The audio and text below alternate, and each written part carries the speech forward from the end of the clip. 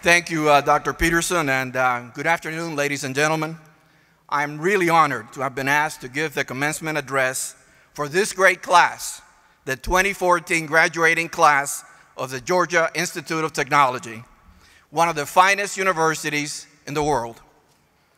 I can say that never in a million years would I have imagined, when I was a 10-year-old boy in Cuba, that one day I would address a graduating class of this prestigious institution. Never. Getting here required overcoming incredible adversity in life. I believe that life is a journey. It does not matter where you start in life. It only matters where you end and how you deal with the adversities that you face along the way. In fact, I believe that how we handle adversity defines us. Some of you may have already faced incredible adversity in your lives. If you haven't, you can pretty much plan on facing it at some point in life. So what I want to do today is share advice from my own experience on how you can turn adversity to advantage and create a better future even when faced with what appears to be insurmountable obstacles. Let me tell you a little bit about my story. I was born in Cuba, and after the revolution, my family lived in a state of constant uncertainty and anxiety. The freedom that we had known was gone and was replaced with intimidation and the confiscation of property. Food distribution was taken over by the government, so my father's business was gone. So my parents made the difficult decision to leave the country, guided by that beacon of hope, freedom, and opportunity that is the United States of America. But before they could leave Cuba, they had to agree to leave every material possession behind. The home, our savings, every material possession. As tough as that decision was, an even more difficult decision awaited us as the family was prepared to fly to the US. I was 10 years old. You see, when we got to the Havana airport, the militiaman that looked at our papers, our exit papers, said 5 words that changed my life and my family's life forever. And those words were, "Only the boy can go." It turns out that only my papers were correct. My parents had to make an unimaginable choice right there to keep the entire family behind until everyone's papers were correct, or to send me to the US by myself.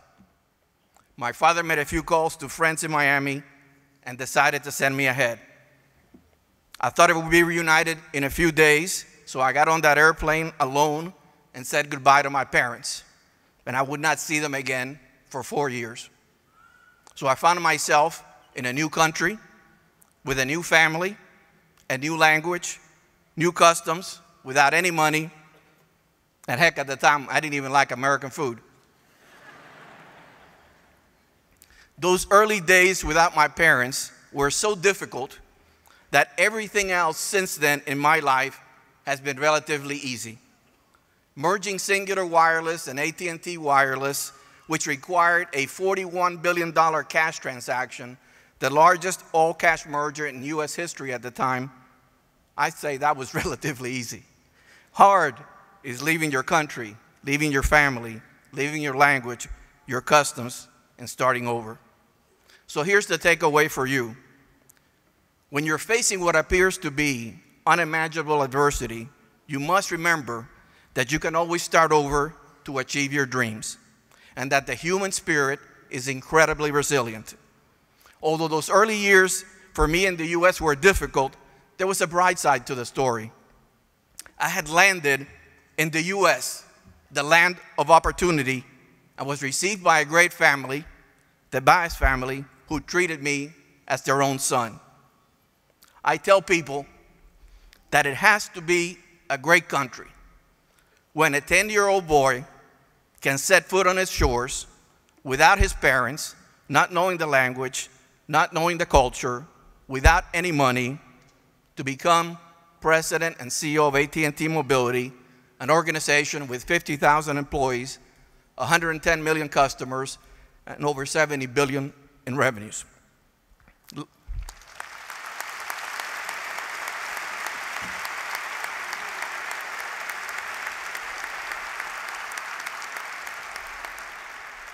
It is a great country, and I am proof, like many of you present here today, that the American dream is still very much alive.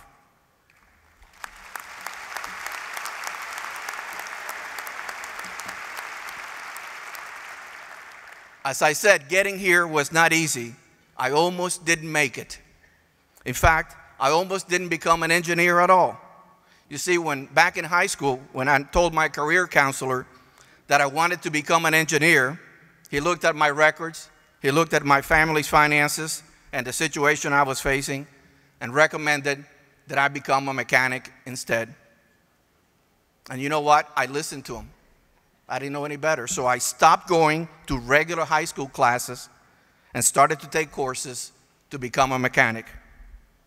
But then my grandmother, my abuela, arrived from Cuba and asked me how I was doing. My grandmother was a strong Cuban woman. She had been a teacher, a poet, and raised 7 children. And she knew the value of a good education. So when I told her I wanted to become an engineer, but that I was training to be a mechanic instead, I could see her fiery nature come to life. I am not going to translate into English what she told me in Spanish, but it went something like, "What you're doing doesn't make sense, Ralph. You're telling me you want to become an engineer, but you're studying to be a mechanic." Now, there's nothing wrong with being a mechanic. It was just that my dream was to become an engineer, and she spotted the problem right away. And she gave me a bit of advice that I have followed the rest of my life. She said, "Ralph, don't let anyone put limitations on what you can achieve. If you want to be an engineer, you can be an engineer." And you know what? I listened to her, and I did a Control-Alt-Delete on that counselor's advice, and the rest is history.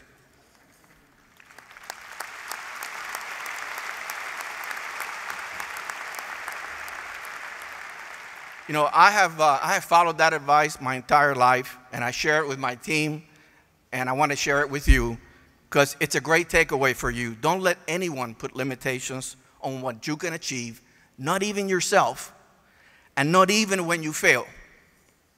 You see, I believe that failure can lead to opportunity.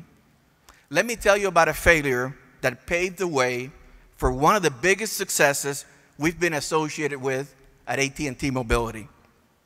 It started in 2005, back when AT&T Mobility was Singular Wireless. We had an opportunity at the time to work with Motorola and Apple to bring to market the first wireless phone that came equipped with iTunes Music. We called it the Rocker. You probably never heard of it because there was a failure in the marketplace. But even though that product was a failure, working with Apple on the launch began a solid relationship which made it possible for us to collaborate with Apple and the genius of Steve Jobs on the next big thing, which was the iPhone. Let me provide some context. Until that time, smartphones that had touchscreens required using a stylus for accuracy. I was one of the first people to see the prototype of the iPhone. I noticed it had a full touchscreen, but I did not see a stylus. "Where is the stylus?" I asked. And I'll never forget Steve Jobs' answer. He wiggled his finger and he says, "This is the stylus." The iPhone was revolutionary in a number of ways, and not having a stylus was just one. That meant that for us to collaborate with Apple and bring the iPhone to market, we had to redesign our systems and processes to work with the revolutionary characteristics of the iPhone. In other words, we had to unlearn all we had learned about smartphones and relearn new paradigms. New paradigms such as the fact that smartphones didn't need to have physical keyboards. The fact that touchscreens no longer required a stylus, and that you did not have to play all your voicemails in the order in which they were received, because with visual voicemail, we introduced with the iPhone, it allowed you to skip messages and listen to the ones you wanted to hear. The lesson we learned from that incredible experience, and the takeaway for you, is that you have to learn to unlearn and relearn when what you know is no longer valid. Even with a great body of knowledge that Georgia Tech has given you, the pace of change is such that you must be prepared to unlearn and relearn for the rest of your professional life. You're graduating today from one of the world's top universities. Congratulations.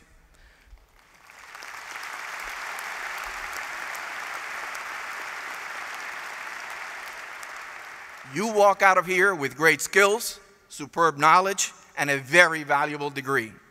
As Georgia Tech graduates, you follow in the footsteps of great researchers, great scientists, innovators, and business leaders. The list of life-changing inventions by Georgia Tech scientists is as long as it is impressive. One of the latest of these inventions is the self-powered graphene nanosensor, and it absolutely awes me. Imagine a nanosensor as small as a grain of sand that can travel through your bloodstream, is self-powered, and is able to detect abnormalities in your body long before you develop symptoms, and then alerts you. So imagine getting an alert on your smartphone from your nanosensor indicating that it has detected the first cancer cell developing in your body. Think of what a difference that technology would make in our lives. As graduates of this great institution, you are uniquely qualified to make a positive mark in our world. But whether it's solving technical challenges, developing the next great innovation, or creating the next great startup, at some point you will face adversity, failure, naysayers, and incredible obstacles. When you do, I want you to remember that inside every difficulty, there's opportunity, that you can't start over and achieve success. You need to remember to unlearn and relearn when what you know is no longer valid. And most of all, never let anyone put limitations on what a Georgia Tech graduate can achieve.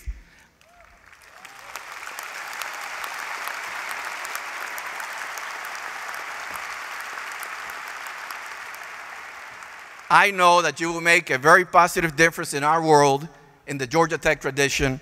Thank you very much.